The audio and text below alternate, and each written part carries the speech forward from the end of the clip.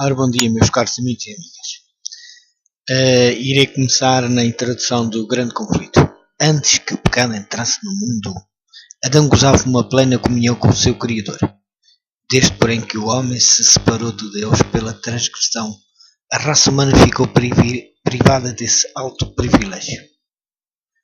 Pelo plano de redenção, entretanto, abriu-se um novo caminho, mediante o qual os habitantes da terra podem ainda ter ligação com o céu. Deus tem-se comunicado com o homem mediante o seu Espírito, e a luz divina tem sido comunicada ao mundo pelas revelações feitas aos seus servos escolhidos. Homens santos de Deus falaram, inspirados pelo Espírito Santo. Durante os primeiros 25 séculos da história humana, não houve revelação escrita. Os que tinham sido ensinados por Deus comunicavam o seu saber a outros, e esse saber era transmitido de pai a filho, através de gerações sucessivas. A preparação da palavra escrita iniciou-se no tempo de Moisés. Incorporaram-se então revelações inspiradas, num inspirado volume. Esta obra continuou durante um longo período de 16 séculos. Desde Moisés, o historiador da criação e da lei, até o apóstolo João, que relatou as mais sublimes verdades do Evangelho. A Escritura Sagrada aponta Deus como seu autor. No entanto, foi escrita por mãos humanas, e no variado estilo dos seus diferentes livros, apresenta as características dos diversos escritores. As verdades são todas dadas por inspiração de Deus. Acham-se, contudo, expressas em palavras de homens. O ser finito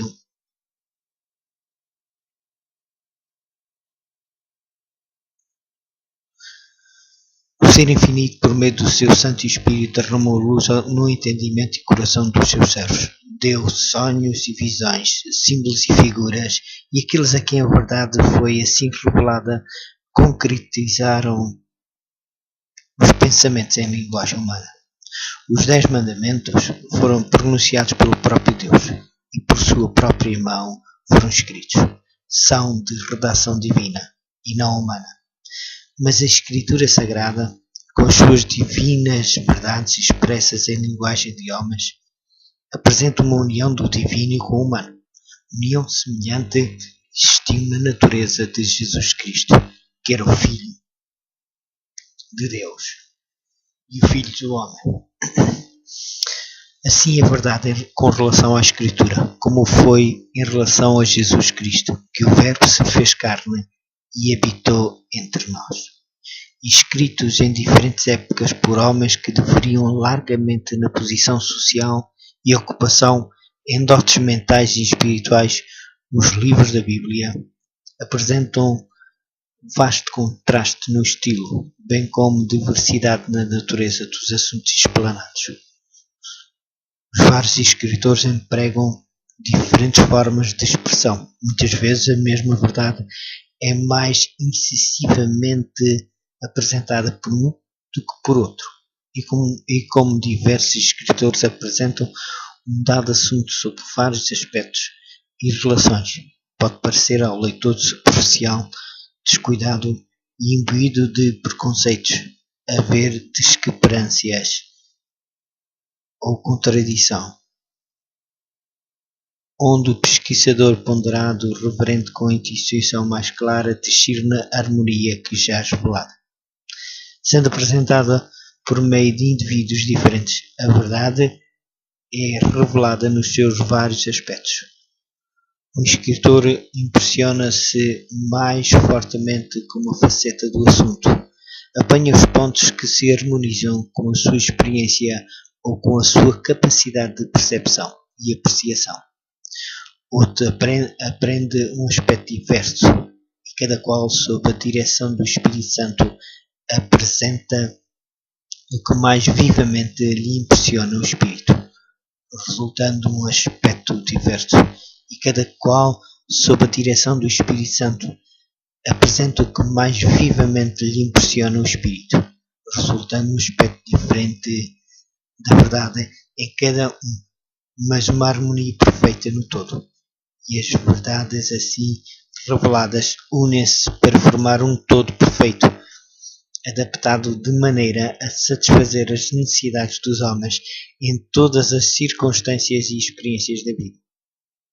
Deus foi servido de comunicar a sua verdade ao mundo por intermédio de agentes humanos e Ele próprio por meio do seu Espírito Santo. Habilitou e capacitou homens para fazer essa obra. Guiou a mente na seleção do que falariam ou escreveriam. Confiou o tesouro a vasos terrenos, sem contudo perder coisa alguma da sua origem celestial. O testemunho é transmitido mediante a imperfeita expressão da linguagem humana. Sendo todavia o testemunho de Deus, e nele o dócil crente Filho de Deus contempla a glória de um poder divino, cheio de graça e verdade. Em sua palavra, Deus confiou aos homens o conhecimento necessário para a salvação. As Sagradas Escrituras devem ser aceitas como autoridade e infalível revelação da sua vontade. São elas a norma do caráter, o revelador das doutrinas, a pedra de toque da experiência religiosa. Toda a Escritura, divinamente inspirada, é proveitosa para ensinar, para redarguir, para corrigir, para instruir em justiça, para que o homem de Deus seja perfeito e perfeitamente instruído para toda a boa obra. Todavia, o facto de Deus ter revelado a sua vontade aos homens por meio da sua palavra não tornou desnecessária a contínua presença e direção do Espírito Santo. Pelo contrário, o Espírito foi prometido por nosso Salvador para aclarar a palavra aos seus servos, para iluminar e aplicar os seus ensinos. E visto que foi o Espírito de Deus que inspirou a Escritura Sagrada, é impossível que o ensino do Espírito seja jamais contrária ao da palavra. O Espírito não foi dado nem nunca poderia ser a fim de superpor-se à Escritura, pois esta explicitamente declara ser ela mesma a norma pela qual todo o ensino e experiência devem ser aferidos. Diz o apóstolo João: não creiais a todo o Espírito, mas provai se os Espíritos são de Deus, porque já muitos falsos profetas se têm levantado no mundo. E Isaías declara: à lei e ao testemunho, se eles não falarem segundo esta palavra, não haverá manhã para eles. Grande vitupério tem sido lançado sobre a obra do Espírito Santo, pelos erros das pessoas de certa classe, que pretendendo ser por ele eliminadas, professam não mais ter necessidade da direção da palavra de Deus. São governadas por impressões que consideram como a voz de Deus na alma, mas o Espírito que as dirige não é o Espírito de Deus. O seguimento destas impressões com negligência das Escrituras apenas pode levar à confusão, ao engano e à ruína. Serve simplesmente para favorecer os desígnios do maligno. Desde que o ministério do Espírito Santo é de vital importância que é para a Igreja de Cristo e é um dos ardis de Satanás, mediante os erros de extremistas e fanáticos, lançar o desdém na obra do Espírito e fazer com que o povo de Deus negligencie esta fonte de poder que Nosso Senhor mesmo proveu. De harmonia com a palavra de Deus, deveria o seu Espírito continuar a sua obra durante todo o período da dispensação evangélica. Durante os séculos em que a Escritura do Velho Testamento, bem como as do Novo Testamento, estavam sentadas, o Espírito Santo não cessou de comunicar luz à mente individual, independentemente das revelações que deviam ser incorporadas no canão sagrado. A Bíblia mesma relata como, mediante o Espírito Santo, os homens receberam advertências, reprovações, conselhos e instruções em assuntos de nenhum modo relativos à outorga das Escrituras. E faz menção de profetas de épocas várias, de cujos discursos nada há registado. Semelhantemente, após a conclusão do canone das Escrituras, o Espírito Santo deveria deveria ainda continuar a sua obra para esclarecer, advertir e confortar os filhos de Deus. Jesus Cristo prometeu aos seus discípulos: quando vier aquele Espírito de verdade, ele vos guiará em toda a verdade e vos anunciará o que há de vir. As Escrituras claramente ensinam que estas promessas, longe de se limitarem aos dias apostólicos, se estendem à Igreja de Jesus em todos os séculos. O Salvador afirma aos seus seguidores: estou convosco todos os dias, até a consumação dos séculos. E o apóstolo Paulo declara que os dons e manifestações do Espírito foram postos na Igreja para o aperfeiçoamento dos santos, para a obra do ministério, para a edificação do corpo de Cristo, até que todos cheguemos à unidade da fé e ao conhecimento do Filho de Deus, a varão perfeito, à medida da estatura completa de Cristo.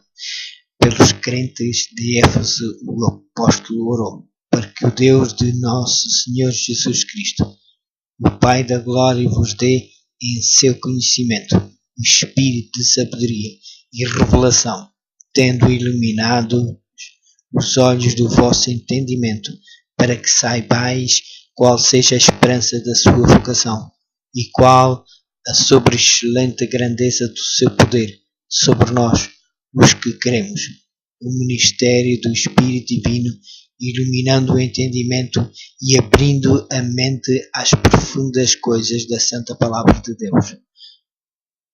Foi a bênção que o apóstolo Paulo assim rogou para a igreja de Éfeso, depois da maravilhosa manifestação do Espírito Santo no dia de Pentecostes.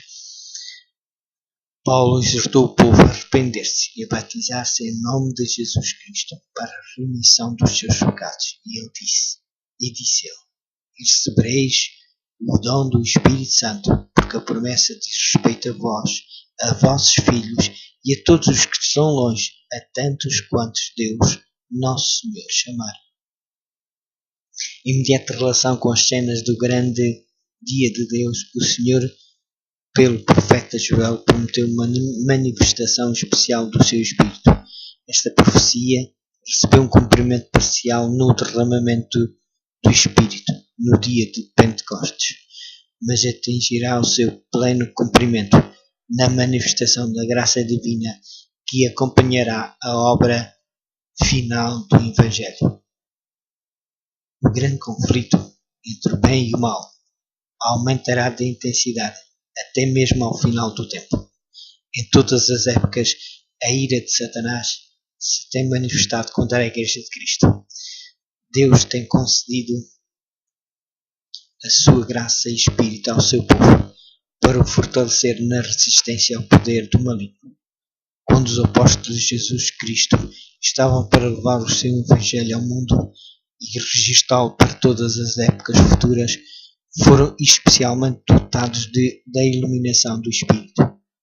Mas à medida que a Igreja se aproxima do seu livramento final, Satanás deverá agir com maior poder.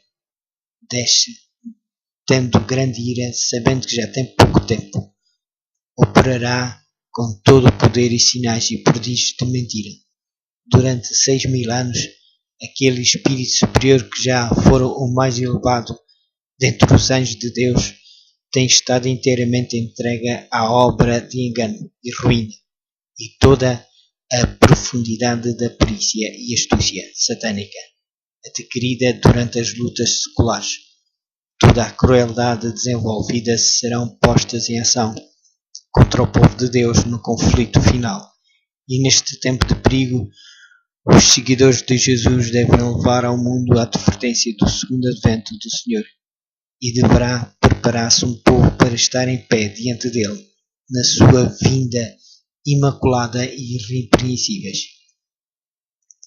Neste tempo, a concessão especial de graça e poder divino não é menos necessária à Igreja do que nos dias apostólicos. Mediante a iluminação do Espírito Santo, as cenas do prolongado conflito entre o bem e o mal foram patenteadas à autora destas páginas. diversas épocas do grande conflito entre Jesus, o príncipe da vida, o autor da nossa salvação, e Satanás, o príncipe do mal, o autor do pecado, o primeiro transgressor da santa lei de Deus. A inimizade de Satanás para com Jesus Cristo manifestou-se contra os seus seguidores. O mesmo ódio aos princípios da lei de Deus, o mesmo expediente de engano em virtude do qual se faz o erro parecer verdade, pelo qual a lei divina é substituída pelas leis humanas, e os homens são levados a adorar a criatura em lugar do Criador. Podem ser divisados em toda a história do passado.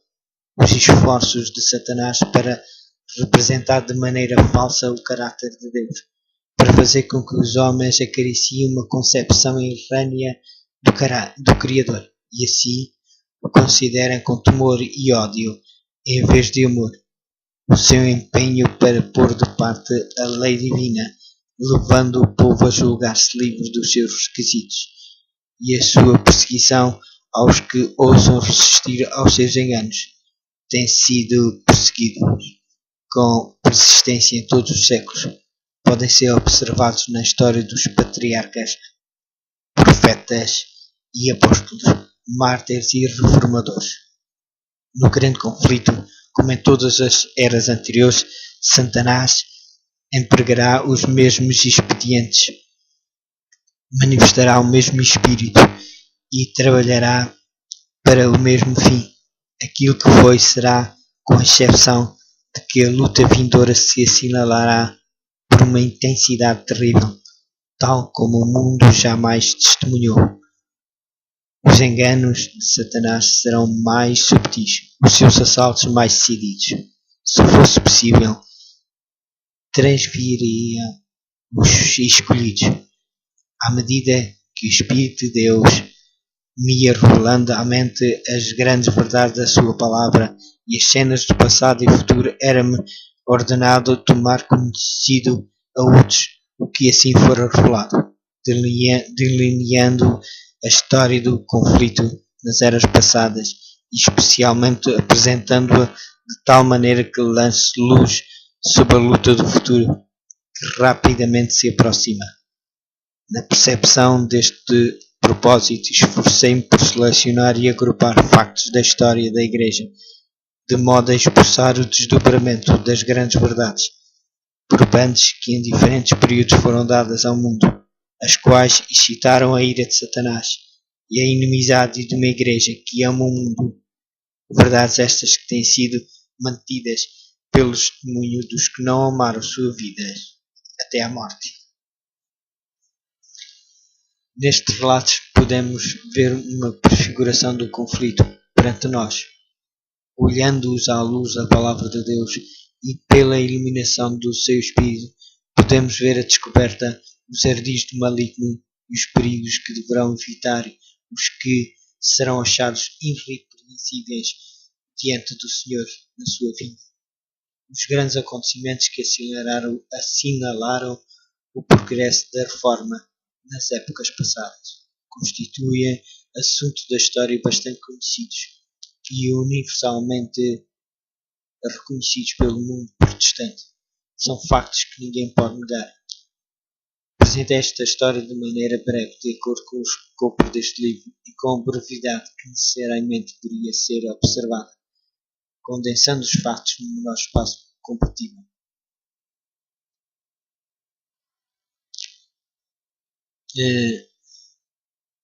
O objetivo deste canal não consiste tanto em apresentar novas verdades concernentes às lutas dos tempos anteriores, como em aduzir factos e princípios que têm a sua relação com os acontecimentos vindouros, contudo, encarados como uma parte do conflito entre as forças da luz e das trevas. Vê-se que todos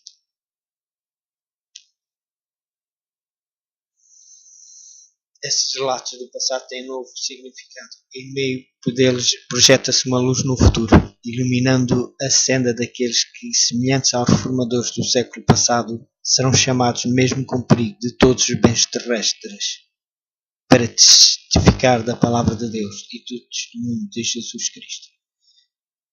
desdobrar as cenas do grande conflito entre a verdade e o erro, revelar os ardides de Satanás e os meios por que lhe podemos opor eficaz mal a resistência, apresentar uma solução satisfatória do grande problema do mal, derramando a luz sobre a origem e a disposição final do pecado, de modo a manifestar-se plenamente a justiça e benevolência de Deus em todo o seu trato com as suas criaturas e mostrar a natureza santa e imutável da sua lei.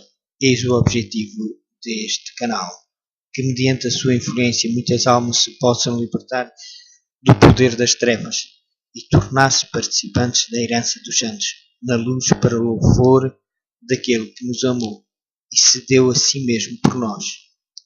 É a minha fervorosa oração.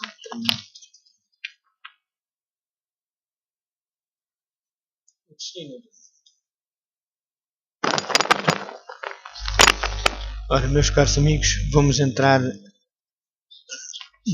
no início do grande conflito.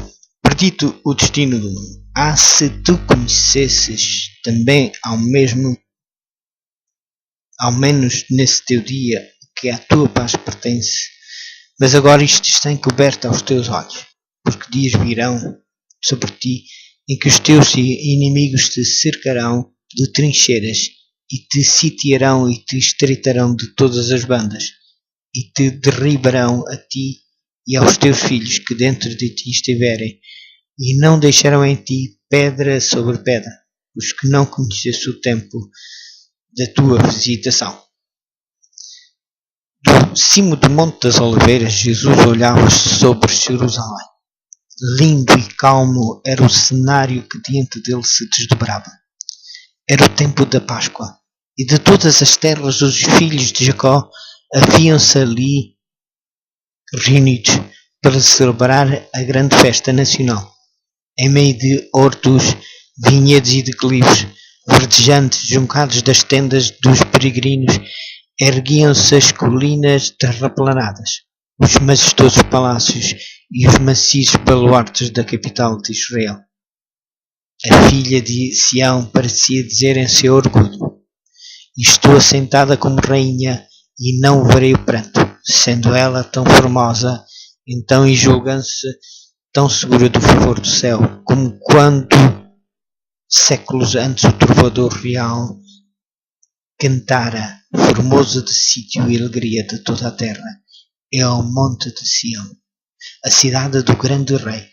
Bem à vista estavam os magnificantes edifícios do templo.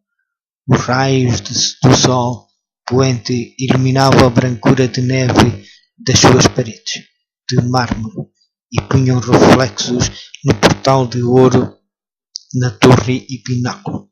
Qual perfeição e formosura! Levantava-se ele como orgulho da nação judaica. Que filho de Israel poderia contemplar aquele cenário sem um estremecimento de alegria e admiração? Entretanto, pensamentos muito diversos ocupavam a mente de Jesus. Um dia chegando, vendo a cidade, chorou sobre ela. Perante o universal regozijo da sua entrada triunfal, enquanto se agitavam os ramos de palmeiras, enquanto alegres ossanas despertavam ecos nas colinas e milhares de vozes o clamavam Rei, o Redentor do mundo, achava-se oprimido por súbita e misteriosa tristeza. Ele, o Filho de Deus, o prometido de Israel, cujo poder vencera a morte e do túmulo chegara aos seus cativos, e estava em pranto, não em consequência de uma mágoa comum, senão de agonia intensa e irreprimível. As suas lágrimas não eram derramadas por si mesmo, embora soubesse para onde iam os seus passos. O levariam. Diante dele jazia o Getsemane, cenário da sua próxima agonia. E estava também à vista a porta das ovelhas, através da qual durante séculos tinha sido conduzida as vítimas para o sacrifício, e que se lhe deveria abrir quando fosse como um cordeiro levado ao matadouro. não muito distante, estava o Calvário, o local da crucificação, sobre o caminho que deveria trilhar. Cairia o terror de grandes trevas quando fizesse da sua alma uma oferta pelo pecado. Todavia, não era a contemplação destas cenas que lançavam sobre ele aquela sombra em tal hora de alegria. Nenhum presságio da sua própria agonia, angústia sobre-humana, nublava aquele espírito apagnado. Chorava pela sorte dos milhares de Jerusalém, por causa da cegueira e impenitência daqueles que viera abençoar e salvar. A história de mais de 1000 anos do favor especial de Deus e do seu cuidado protetor manifesto ao povo escolhido estava patente aos olhos de Jesus. Ali estava o Monte Moriá, onde os filhos da promessa, como vítima submissa, havia sido ligada ao altar, emblema da oferenda do Filho de Deus. Ali tinham sido confirmadas ao Pai dos crentes o concerto de bênçãos, a gloriosa promessa messiânica. Ali as chamas do sacrifício, ascendendo da eira de Orna para o céu, haviam desviado a espada do anjo destruidor, símbolo apropriado do sacrifício e mediação do Salvador, em prol do homem culpado. Jerusalém fora honrada por Deus, acima de toda a terra. Sião fora eleita pelo Senhor, que a desejara para sua habitação, ali durante séculos. Santos profetas haviam proferido mensagens de advertência. Sacerdotes ali haviam agitado os turibulos e a nuvem do incenso. Aí a nuvem do incenso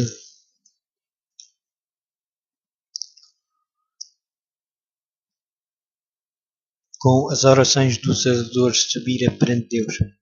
Ali diariamente se oferecera o sangue dos cordeiros, mortos apontando para o vindouro Cordeiro de Deus. Ali Deus revelara a sua presença na nuvem de glória sobre o propiciatário. Repousara ali a base daquela escada mística, ligando a terra ao céu. Escada pela qual anjos de Deus desciam e subiam, e que abria ao mundo caminho para o lugar santíssimo. Se Israel, como nação, tivesse preservado a aliança com o céu, Jerusalém teria permanecido para sempre como a eleita de Deus. Mas a história daquele povo favorecido foi um registro de apostasia e rebelião. Haviam resistido à graça do céu, abusado dos seus privilégios e menosprezado as oportunidades. Embora Israel tivesse zombado dos mensageiros de Deus, desprezado as suas palavras e perseguido os seus profetas, ele ainda se lhe manifestara como o Senhor, Deus misericordioso e piedoso, tardio em iras e grande em beneficência e verdade. Apesar das repetidas rejeições, a sua misericórdia continuou a interceder com mais enternecido amor que o de pai pelo filho dos seus cuidados. Deus lhes havia enviado sua palavra pelos seus mensageiros, madrugando e enviando-lhes, porque se compadeceu do seu povo e da sua habitação. Quando falharam admoestações, rogos e censuras, enviou-lhes o melhor dom do céu. Mais ainda derramou todo o céu naquele único dom. O próprio Filho de Deus foi enviado para estar com a cidade impenitente. Foi Jesus que trouxe Israel como uma boa vinha do Egito. A sua própria mão havia lançado fora os gentios de diante dele. Plantou-a em um outeiro fértil. O seu cuidado protetor cercou-a em redor. enviou os seus servos para a cultivar. Que mais se podia fazer à minha vinha? Exclama ele, que eu lhe não tenha feito. Quando esperou que desse uvas, veio a produzir uvas bravas. Ainda assim, com a esperança compassiva de encontrar frutos, veio em pessoa à sua vinha, para que porventura pudesse ser salva da destruição. Cavou em redor dela, podou-a e protegeu-a.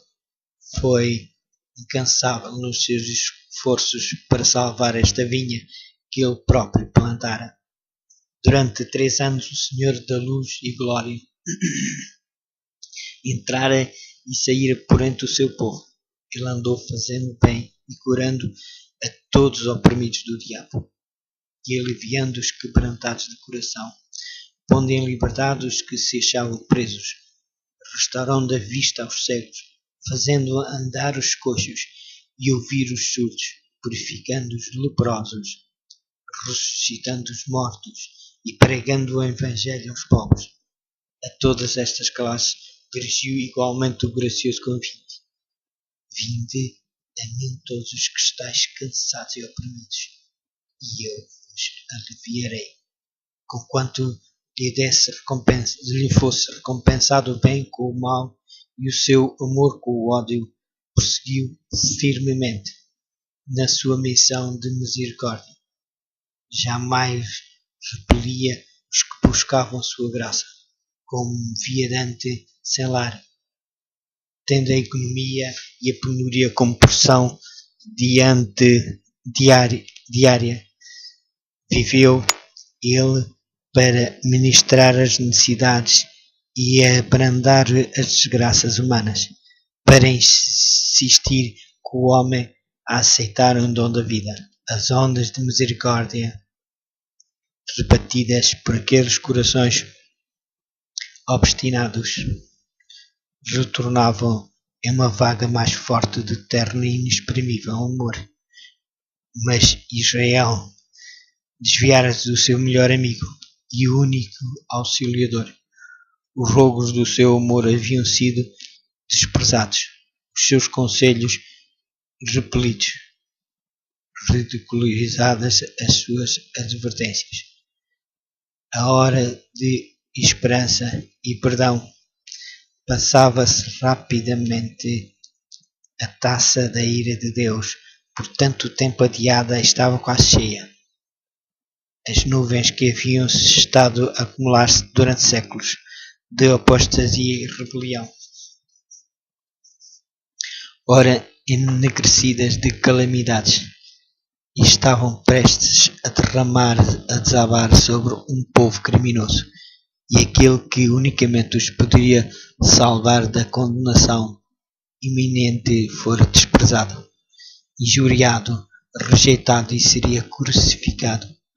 Quando Cristo estivesse suspenso na cruz do Calvário, teria terminado o tempo de Israel como nação favorecida e abençoada por Deus. A perda de uma só alma é calamidade infinitamente maior que os proveitos e tesouros de todo o mundo. Entretanto, quando Jesus olhava para Jerusalém, achava-se perante ele a condenação de uma cidade inteira, de toda uma nação.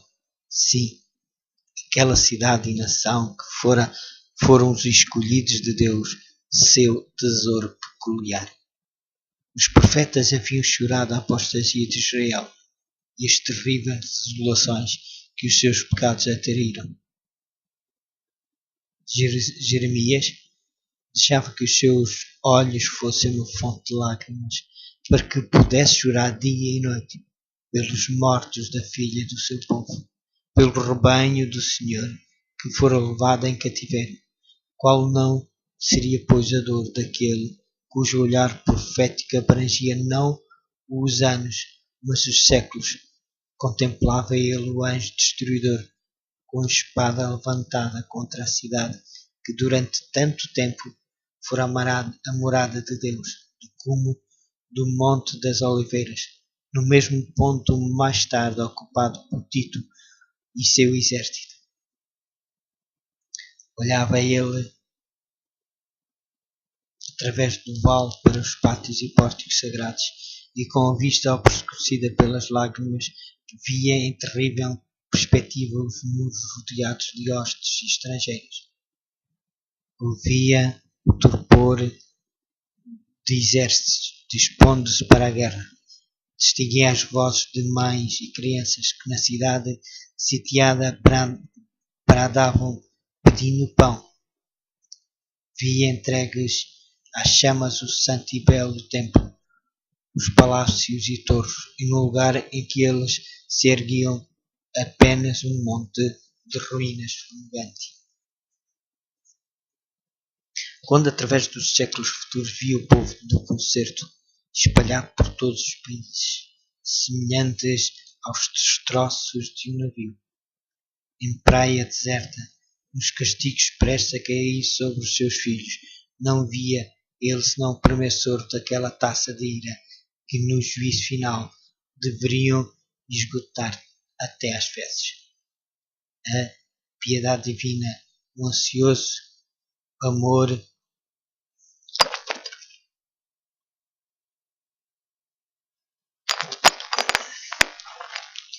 olhando através dos séculos futuros, via o povo do concerto espalhado por todos os países, semelhantes aos destroços de um navio em praia deserta. Nos castigos prestes a cair sobre os seus filhos, não via ele senão o promissor daquela taça da ira que no juízo final deveria esgotar até às fezes. A piedade divina, o ansioso amor, encontrar expressão nestas melancólicas palavras. Jerusalém, Jerusalém, que matas os profetas e apedrejas os que te são enviados. Quantas vezes quis eu ajuntar os teus filhos, como a galinha junta os seus pintos, debaixo das asas, e tu não quiseste. Oh, se tivesses conhecido como nação favorecida, acima de todas as outras, o tempo da tua visitação e as coisas que pertencem à tua paz. Tenho contido o anjo da justiça, tenho-te convidado ao arrependimento, mas em vão.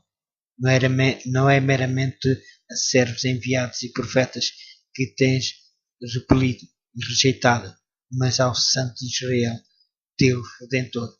Se és destruída, tu unicamente és a responsável, e não queres vir a mim para ter vida.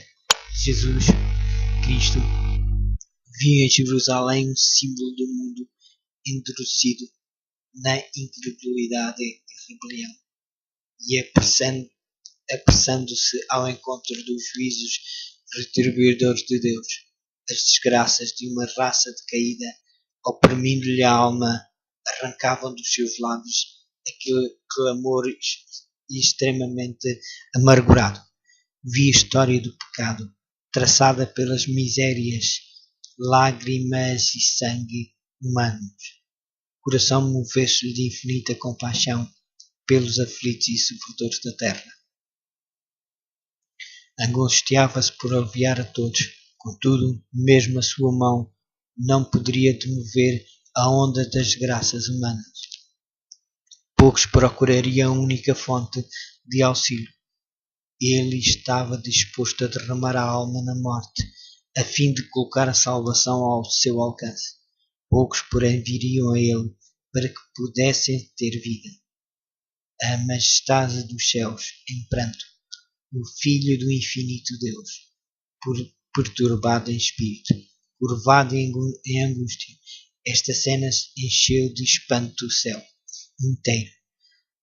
Revela-nos a imensa magnanimidade do pecado. Mostra com árdua tarefa é mesmo para o poder infinito salvar o culpado das consequências da transgressão da lei de Deus. Jesus, olhando para a última geração, viu o mundo envolto em engano, semelhante ao que causou a destruição de Jerusalém. O grande pecado dos judeus foi rejeitarem Cristo. O grande pecado do mundo cristão seria rejeitarem a lei de Deus, fundamento do seu governo no céu e na terra. Os preceitos de Deus seriam desprezados e anulados. milhões na servidão do pecado, escravos de Satanás, condenados a sofrer a segunda morte, recusar-se-iam a escutar as palavras de verdade no dia da sua visitação. Terrível cegueira, estranha presunção. 2 dias antes da Páscoa, quando Jesus pela última vez se havia afastado do templo, depois de denunciar a hipocrisia dos príncipes judeus, novamente sai com os discípulos para o Monte das Oliveiras e assenta-se com eles no declive relvoso, sobranceiro à cidade. Mais uma vez contempla seus muros, torres e palácios. Mais uma vez se lhe depara o templo no seu deslumbrante esplendor, qual diadema de beleza a coroar um monte sagrado. 1000 anos antes, o salmista é engrandecer o favor de Deus para com Israel, fazendo da casa sagrada deste a sua morada. Em Salem está o seu tabernáculo e a sua morada em Sião. Ele elegeu a tribo de Judá no monte de Sião, para que ele amava e edificou o seu santuário como aos lugares elevados. O primeiro templo foi erigido durante o período mais próspero da história de Israel. Grandes armazenamentos de tesouros para este fim haviam sido acumulados pelo rei David, e a planta para a sua construção fora feita por inspiração divina. Salomão, o mais sábio dos monarcas de Israel, completara a obra. Este templo foi o edifício mais magnificante que o mundo viu. Contudo, o Senhor declarou pelo profeta Ageu, relativamente ao segundo templo: a glória deste último casa será maior do que a da primeira. Farei tremer todas as nações, e virá o desejado de todas as nações, e encherei esta casa de glória, diz o Senhor dos Exércitos. Depois da destruição do templo por Nabucodonosor, foi reconstruído aproximadamente 500 anos antes do nascimento de Jesus, por um povo que de um longo cativeiro voltara a um país devastado e quase deserto. Havia então eles homens idosos que tinham visto a glória do templo de Salomão e que choraram junto aos alicerces do novo edifício, porque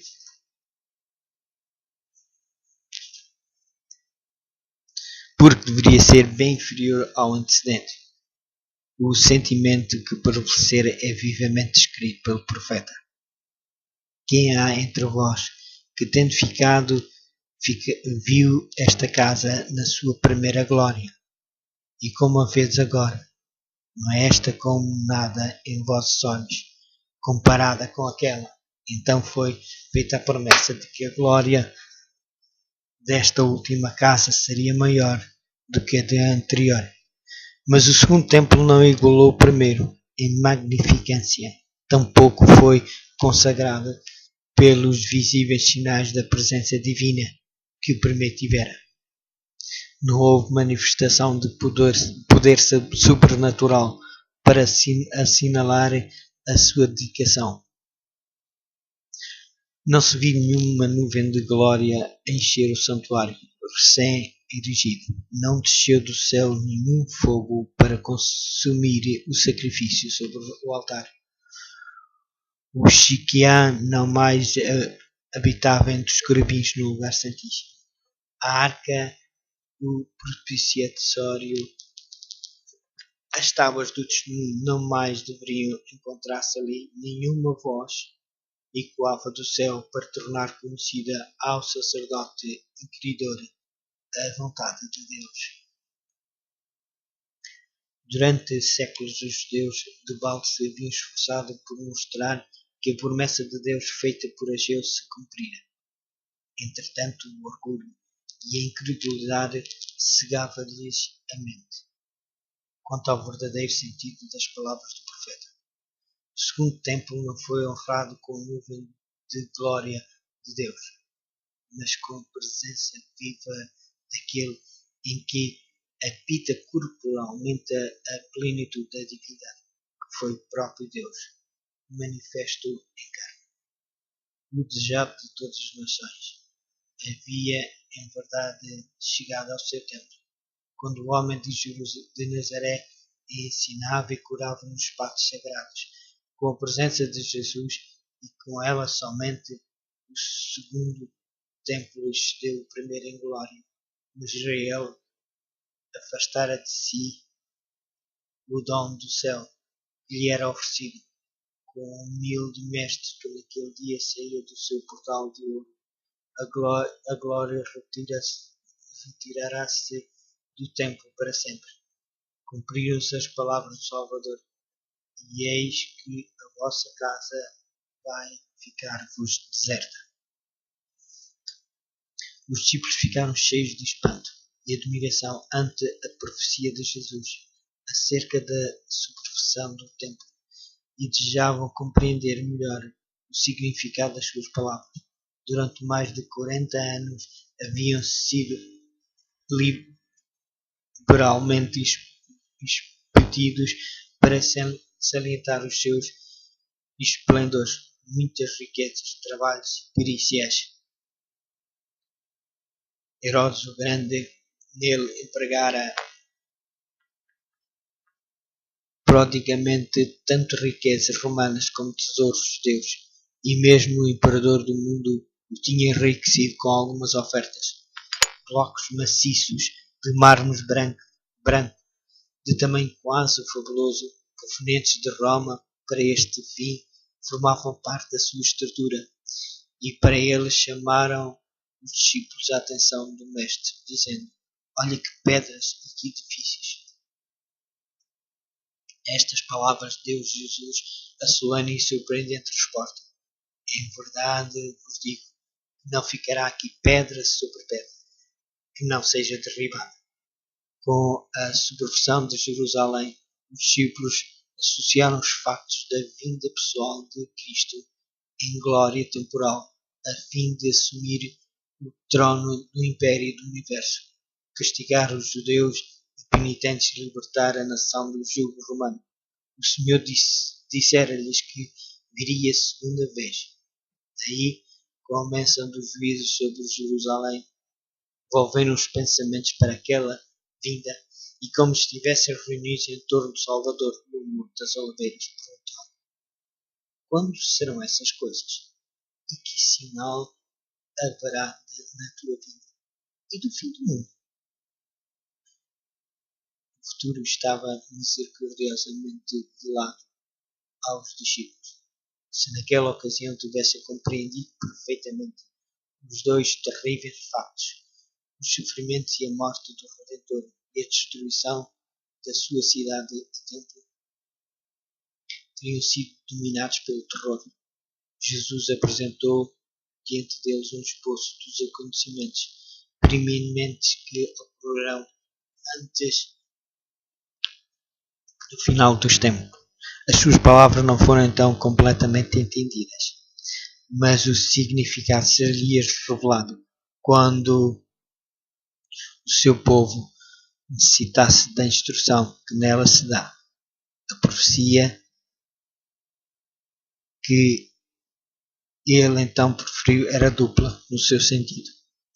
Ao mesmo tempo em que prefigurava a destruição de Jerusalém, representava igualmente os terrores dos últimos grandes dias. Jesus declarou aos discípulos que os escutavam os juízos que deveriam cair sobre a apóstata Israel, e especialmente o castigo retribuidor que lhes sobreviria por causa da rejeição e crucificação do Messias. Sinais inequívocos precederiam a terrível culminação. A hora temida viria súbita e celeramente. O Salvador advertiu os seus seguidores: quando depois virdes que a abominação da desolação de que falou o profeta Daniel está no lugar santo, quem lê, entenda. Então os que estiveram na Judeia fugiam para os montes.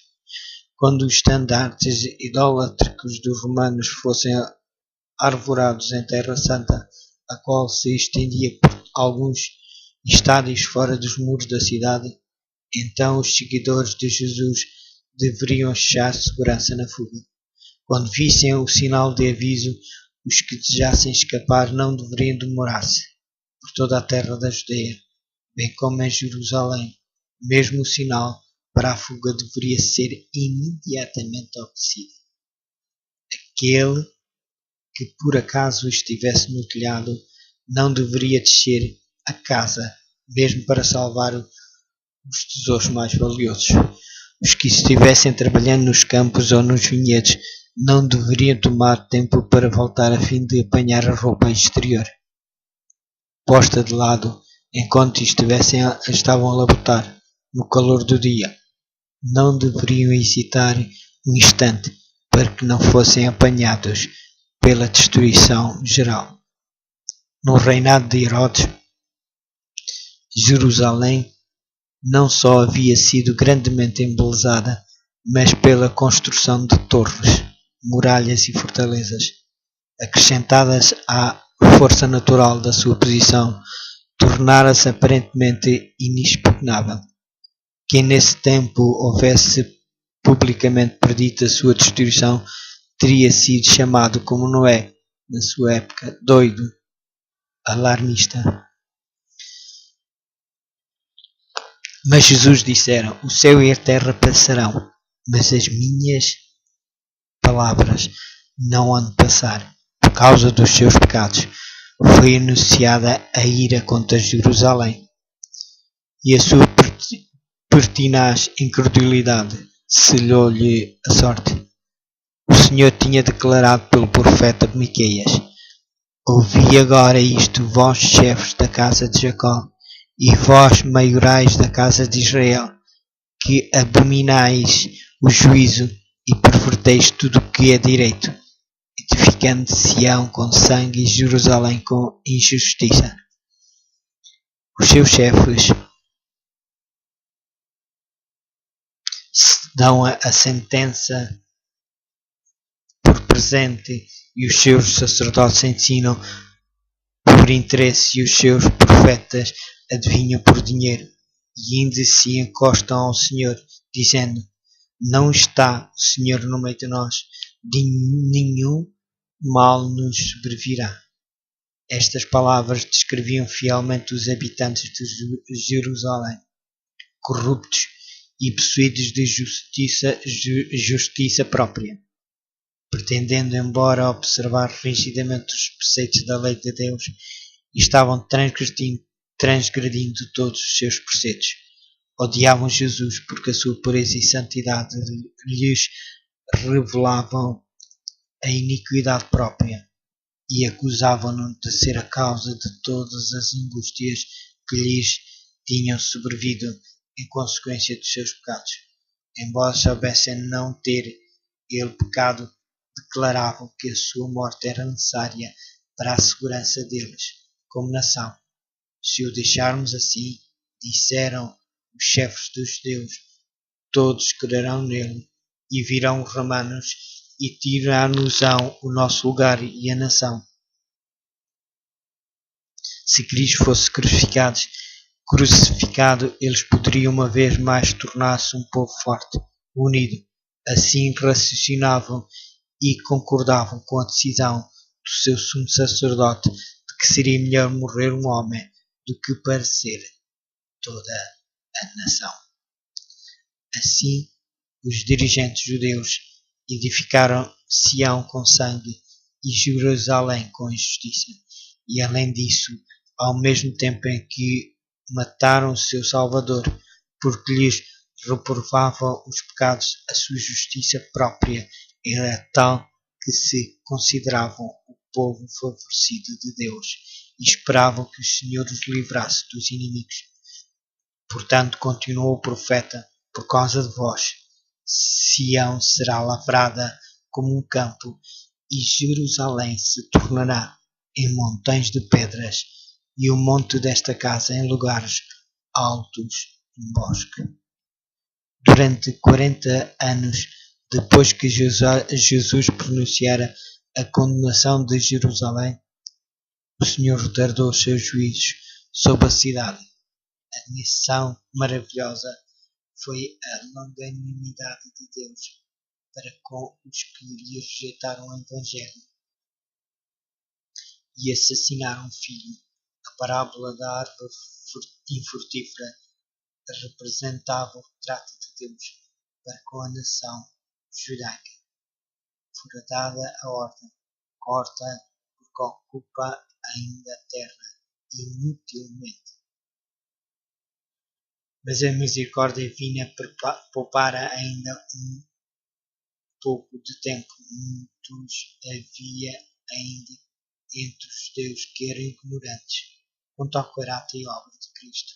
E os filhos não haviam gozado das oportunidades, nem recebido a luz que os seus pais tinham desprezado. Mediante a pregação dos apóstolos e dos seus cooperadores, Deus faria com que a luz resplandecesse sobre eles. Seria-lhes permitido ver como a profecia se cumprira, não somente no nascimento e vida de Jesus, mas também na sua morte e ressurreição.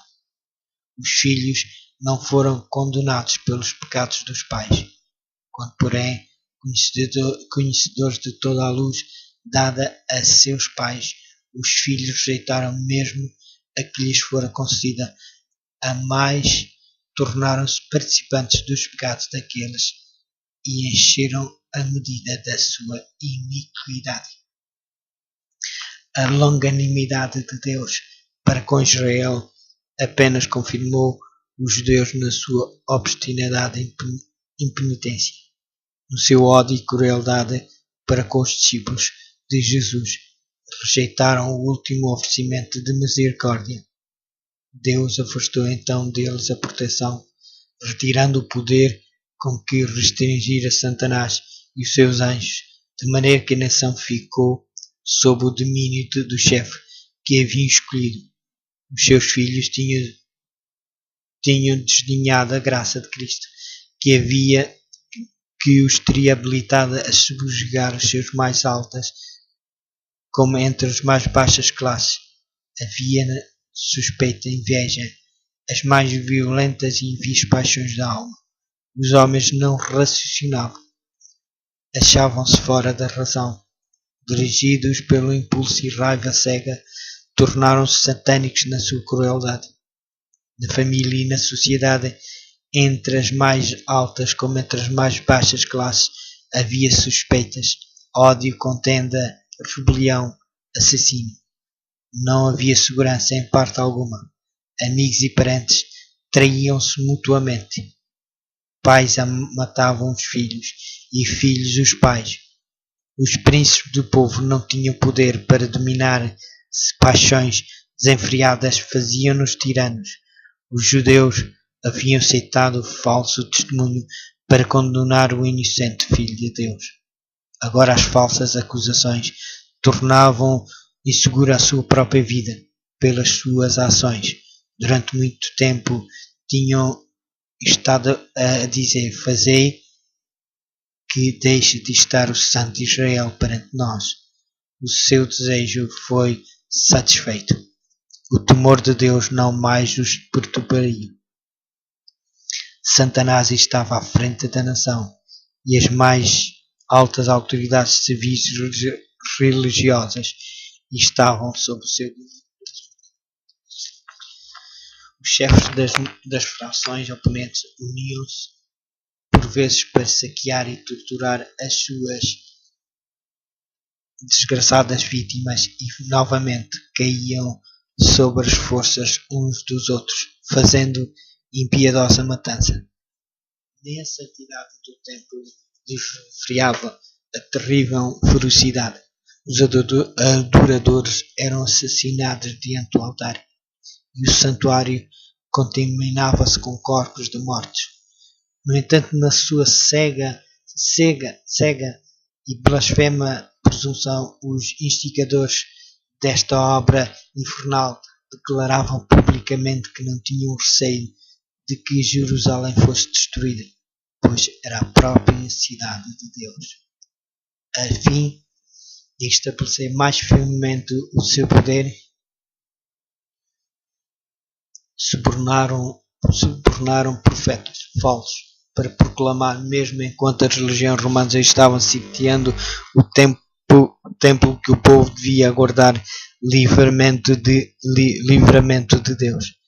Afinal, as multidões apegaram-se firmemente à crença de que o Altíssimo interviria para a derrota dos seus adversários. Israel, porém, havia desdenhado a proteção divina e agora não tinha defesa.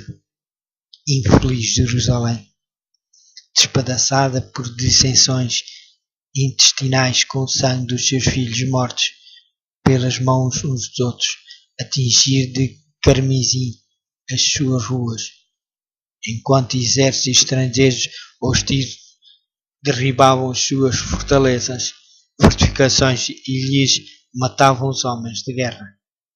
Todas as predições que Jesus fez relativamente à destruição de Jerusalém se cumpriram à letra. Os judeus experimentaram a verdade das suas palavras de advertência, com a medida com que tiver-se medido, vos hão de medir a vós. Apareceram sinais e prodígios, pronunciando desastre e condenação. Ao meio da noite, uma luz sobrenatural resplandeceu sobre o templo e o altar, sobre as nuvens ao pôr do sol. Desenhavam-se carros, templos e o altar e homens de guerra, reunindo-se para a batalha. Os sacerdotes que ministravam à noite no santuário aterrorizavam-se com sons misteriosos.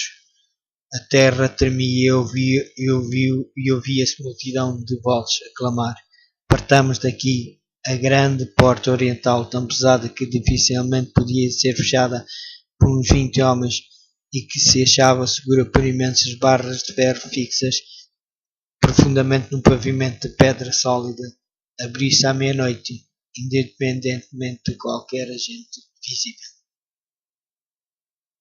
Durante 7 anos, um homem esteve a subir e a descer as ruas de Jerusalém, declarando as desgraças que deveriam sobrevir à cidade. De dia e de noite cantava ele funebremente, uma voz do Oriente, uma voz do Ocidente, uma voz dos 4 ventos, uma voz contra Jerusalém e contra o templo, uma voz contra os noivos e as noivas, uma voz contra o povo todo. Este ser estranho foi preso e açoitado, mas nenhuma queixa lhe escapou dos lábios aos insultos e maus tratos. Respondia somente: ai, ai de Jerusalém, ai, ai dos habitantes dela. O seu clamor de aviso não cessou, senão quando foi morto no cerco que havia perdido.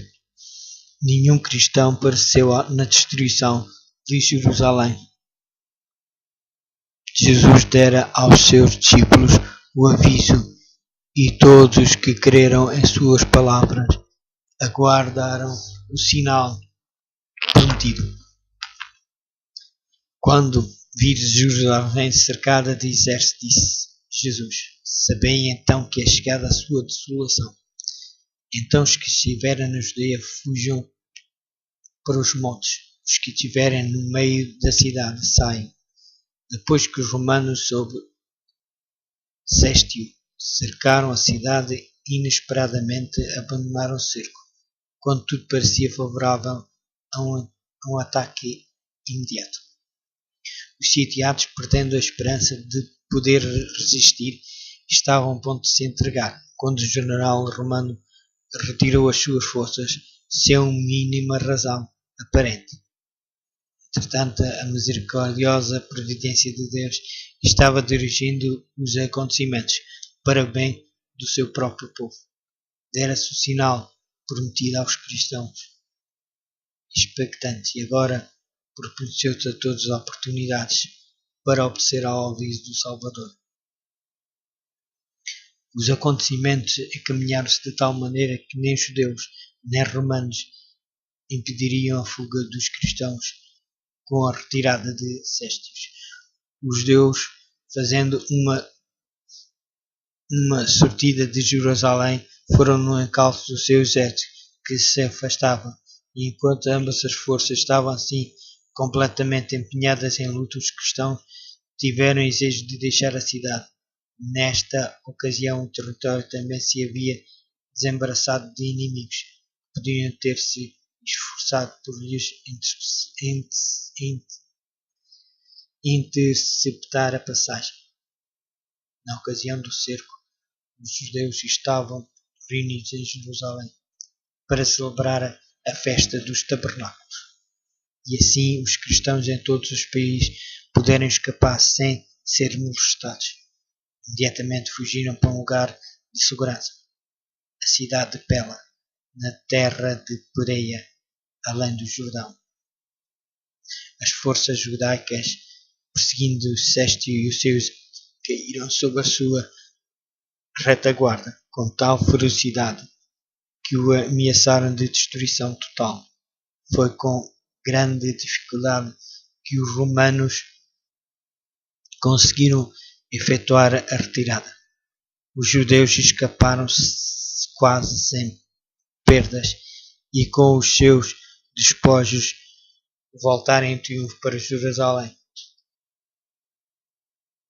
No entanto, este êxito aparente apenas lhe acarretou males e expeliu aquele espírito de pertinaz resistência aos romanos que celeramente trouxe indescritível desgraça sobre a cidade sentenciada.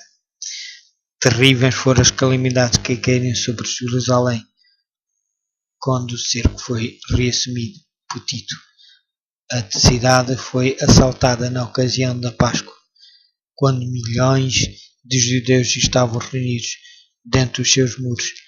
As previsões de víveres que, se fossem cuidadosamente preservadas, teriam suprido os habitantes durante anos, tinham sido previamente destruídas pela rivalidade e vingança das fações contentoras, e agora experimentavam todos os horrores da morte pela fome.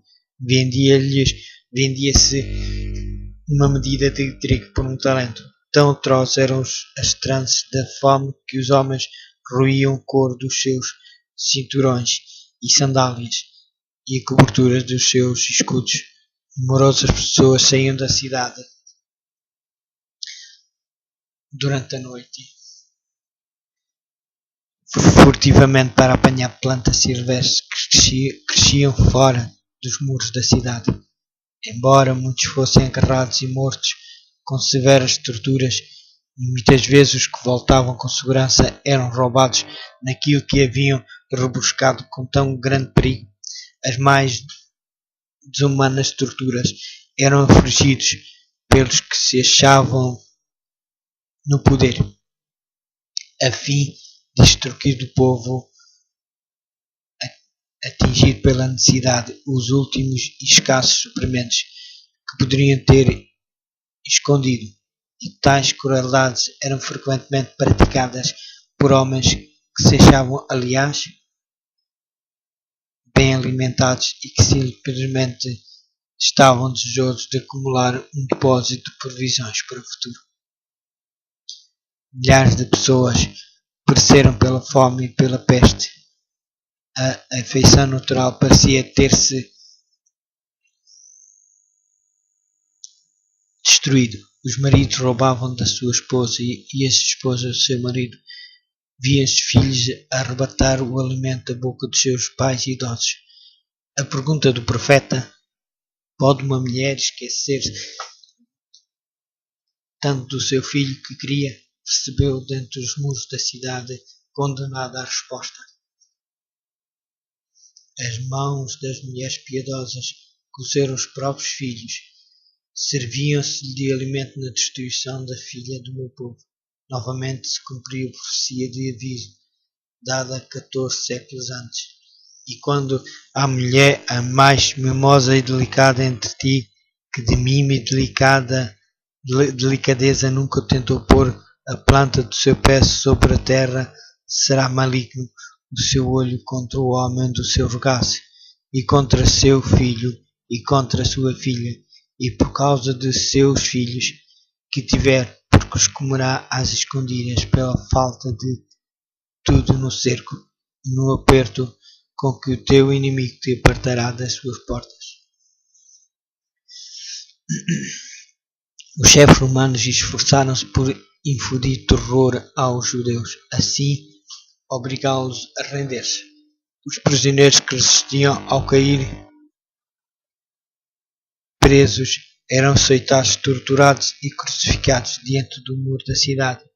Centenas eram diariamente mortos desta maneira, e essa horrível obra prolongou-se até que ao longo do vale de Josafá, no Calvário, se ergueram cruzes que em tão número que mal havia espaço para mover-se entre elas. De tão terrível maneira foi castigada aquela espantosa imprecação preferida perante o tribunal de Pilatos. O seu sangue caia sobre nós e sobre os nossos filhos. Tito de boa vontade teria posto termo à terrível cena, poupando assim Jerusalém da medida completa da sua condenação. Enchia-se de terror ao ver os corpos jazendo aos montes dos vales, como alguém que estivesse em êxtase. Olhava ele do cimo do Monte das Oliveiras para o tempo magnificante e deu ordem para que não tocasse em nenhuma pedra do mesmo, antes de tentar apoderar-se desta fortaleza. Dirigiu um ardente apelo aos chefes judeus para não forçarem a profanar com sangue o lugar sagrado. Se saíssem e combatessem noutro lugar, nenhum romano violaria a santidade do templo. O próprio Josafá, com apelo eloquentíssimo, suplicou que se rendessem para se salvarem a si, a sua cidade e o seu lugar. As suas palavras, porém, tiveram como resposta pragas amargas. Lançaram dardos contra ele, que era o seu último mediador humano, enquanto persistia em estar com eles. Os deuses haviam rejeitado os rogos do Filho de Deus, e agora as advertências e rogos apenas os tornavam mais decididos a resistir até o último ponto. Baldadas foram os esforços de Tito para salvar o templo. Alguém mais do que ele declara que não ficaria sobre pedra. A cega obstinação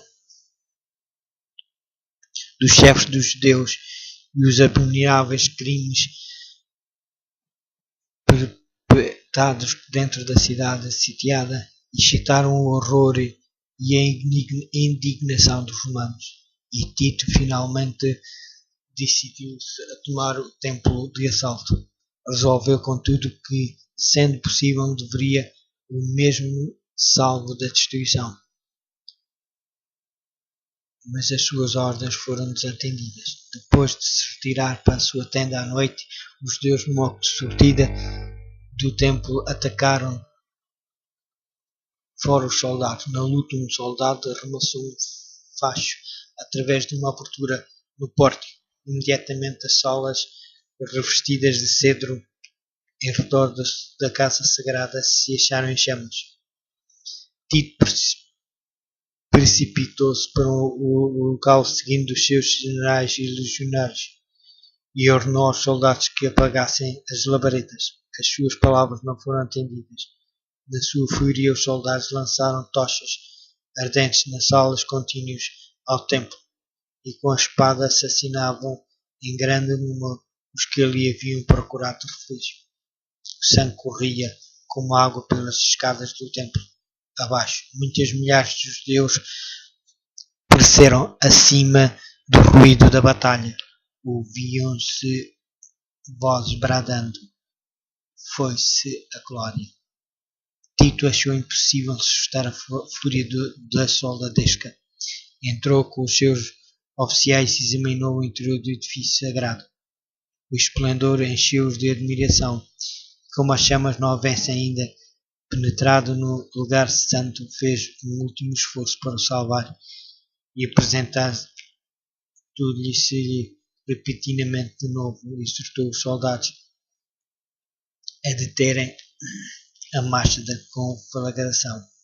O centurião libera-lhes e esforçou-se por impor a obediência com o seu Estado-Maior, mas o próprio respeito para com o imperador cedeu o lugar à fúria, à inimizade contra os deuses, a excitação feroz da batalha e a esperança incansável do saque. Os soldados viam tudo em redor deles, resplandecendo de ouro, que fulgurava deslumbrantemente à luz sinistra das chamas. Supunham que incalculáveis tesouros estivessem acumulados no santuário. Um soldado, sem ser percebido, arrojou uma tocha acesa perante os gonzos da porta. O edifício todo no momento ficou em chamas. O denso fumo e o fogo obrigaram os oficiais a retirar-se, e o nobre edifício foi abandonado à sua sorte. Era um espetáculo pavoroso para os romanos, que seria ele para os judeus. Todo um cimo da colina que dominava a cidade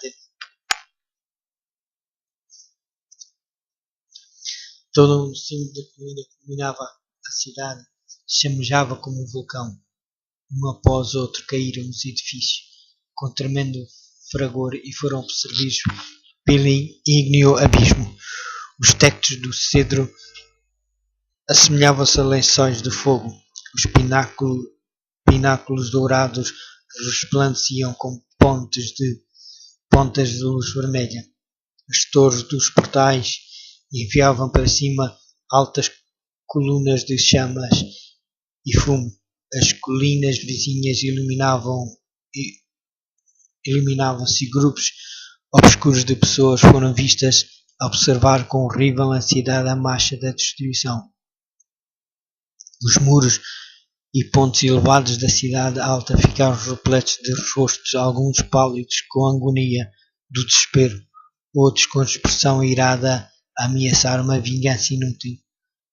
As aclamações da soldadesca romana, enquanto corriam de uma para outra parte, e o gemido dos insurgentes que estavam perecendo nas chamas misturavam-se com o rugido da conflagração e o rumor trovejante do madeiramento que caía. Os ecos das montanhas respondiam ou traziam de volta os gritos do povo. Nos pontos elevados ao longo de todo o muro ressoavam alaridos e prantos. Homens que estavam a expirar pela fome reuniam as últimas forças para proferir um grito de angústia e desolação. O mortício do lado de dentro era até mais terrível do que o espetáculo visto de fora. Homens e mulheres, velhos e moços, insurgentes e sacerdotes, os que combatiam, os que imploravam misericórdia, eram retalhados em indiscriminada carnificina. O número de mortos excedeu o dos matadores. Os legionários tiveram de trepar sobre os montes de cadáveres para prosseguir na obra de extermínio. Depois da destruição do templo, a cidade inteira caiu nas mãos dos romanos. Os chefes dos judeus abandonaram as torres inexpugnáveis e Tito encontrou-as desertas, contemplou-as com espanto e declarou que Deus lhes havia entregue nas suas mãos, pois engenho algum ainda que poderoso poderia ter prevalecido contra aquelas estupendas ameias. Tanto a cidade como o templo foram arrasados até ao fundamento, e o terreno em que se erguia a casa sagrada foi lavrada como um campo. No cerco do morticínio que se seguiram, pereceram mais de 1 milhão de pessoas. Os sobreviventes foram levados como escravos, vendidos como tais, arrastados a Roma para a brilhantar a vitória do vencedor, lançados às feras, os anfiteatros ou dispersos por toda a terra como vagabundos sem lar. Os judeus haviam forjado os seus próprios grilhões. Eles mesmos encheram a taça da vingança na destruição completa que lhes ocorreu como nação e em todas as desgraças que os acompanharam. Depois de dispersos, não estavam senão recolhendo a messe que as suas próprias mãos semearam, diz o profeta. Para tua perda, ó Israel, te rebelaste contra mim, pelos teus pecados tens caído. Os seus sofrimentos são muitas vezes representados como castigo que lhe foi infligido por decreto direto da parte de Deus. É assim que o grande enganador procura esconder a sua própria obra, pela obstinada rejeição do amor e misericórdia divina. Os judeus fizeram que a proteção de Deus lhes fosse retirada e permitiu-se a Satanás dirigi-los segundo a sua vontade. As horríveis crueldades executadas na destruição de Jerusalém são uma demonstração do poder vingador de Satanás sobre os que se rendem ao seu domínio. Não podemos saber quanto devemos a Jesus pela paz e proteção de que gozamos. É o poder de Deus que impede que a humanidade passe completamente para o domínio de Satanás. Os desobedientes e ingratos têm grande motivo de gratidão pela misericórdia e longanimidade de Deus, que contém a cruel e pernicioso poder do maligno. Quando, porém, os homens passam os limites da clemência divina e a restrição é removida, Deus não fica em relação ao pecador como executor da sentença contra a transgressão, mas deixa entregues a si mesmos os que rejeitam a sua misericórdia para colherem aquilo que semearam. Cada raio de luz rejeitado, cada advertência desprezada ou desatendida, cada paixão contemporizada, cada transgressão da lei de Deus é uma semente que é lançada, a qual produz infalivelmente quando se resiste persistentemente ao Espírito de Deus. Ele é afinal retirado do pecador, e então não há poder algum para dominar as más paixões da alma, nem proteção contra a maldade e inimizade de Satanás. A destruição de Jerusalém constitui tremenda e solene advertência a todos os que estão tratando levemente com os oferecimentos da graça divina e resistindo aos rogos da misericórdia de Deus. Jamais foi dado um testemunho mais decisivo do ódio ao pecado por parte de Deus e do castigo certo que recairá sobre o pecador. A profecia do Salvador relativa aos juízes que deveriam cair sobre Jerusalém há de ter outro cumprimento, do qual aquela terrível desolação não foi senão tênue sombra. Na sorte da cidade escolhida podemos contemplar a condenação de um mundo que rejeitou a misericórdia de Deus e calçou a pés juntos a sua lei. Tenebrosos são os registros da miséria humana que a terra tem testemunhado durante os seus longos séculos de crime. Ao contemplá-lo com frágil coração e espírito desfalece. Os resultados da rejeição da autoridade do céu têm sido terríveis consequências. Entretanto, outra cena ainda mais tenebrosa se apresenta nas revelações do futuro.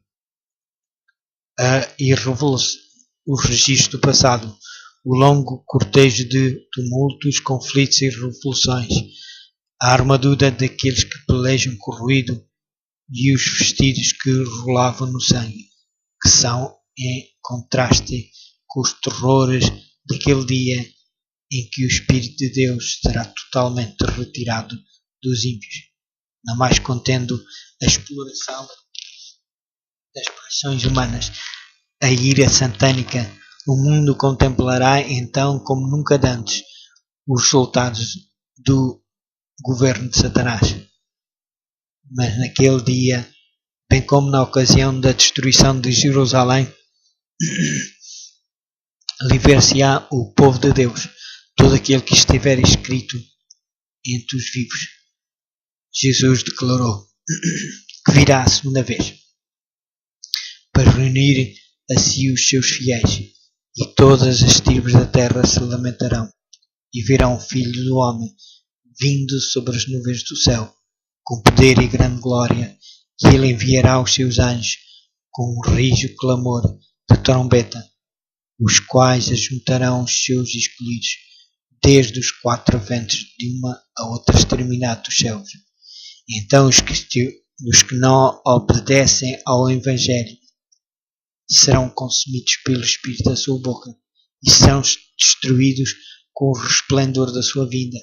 Como o antigo Israel, os ímpios destroem-se a si mesmos, caem pela sua iniquidade, em consequência de uma vida de pecado.